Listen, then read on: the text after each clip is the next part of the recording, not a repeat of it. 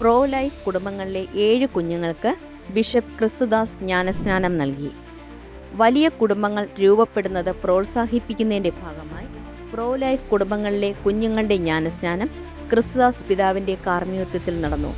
2026 ഫെബ്രുവരി 11 ബുധനാഴ്ച Vellayambalam saint Teresa's ദേവാലയത്തിൽ വെച്ച് നടന്ന ചടങ്ങിൽ അതിരൂപതയിലെ 7 പ്രോ ലൈഫ് കുടുംബങ്ങളിലെ 7 കുഞ്ഞുങ്ങളാണ് തിരുസഭാംഗങ്ങളായത്.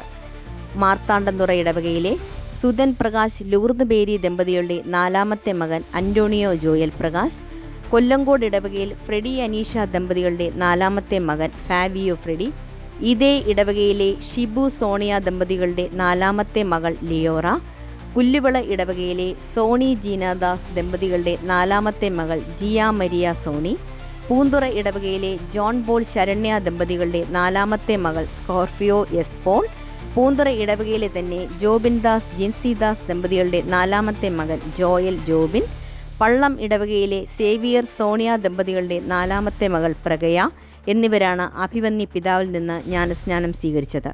തുടർന്ന് ജീവൻ സമൃദ്ധി പദ്ധതി പ്രകാരമുള്ള കുഞ്ഞുങ്ങളുടെ പേരിലുള്ള സമ്പാദ്യ പദ്ധതിയുടെ രേഖകൾ, മെമൻഡോ, ലെവിത്ത മിനിസ്ട്രിയുടെ ധനസഹായത്തുക എന്നിവ മാതാപിതാക്കൾ അഭിവന്യ ക്രിസ്തുദാസ് പിതാവിൽ നിന്ന് സ്വീകരിച്ചു.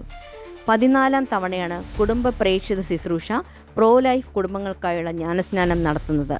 കുടുംബ പ്രേക്ഷിത ശുശ്രൂഷ ഡയറക്ടർ ഫാദർ റിച്ചാർഡ് സക്രിയാസ്, ലെവിത്ത മിനിസ്ട്രി ഡയറക്ടർ ഫാദർ റോബർട്ട് എന്നിവർ സന്നിഹിതരായിരുന്നു.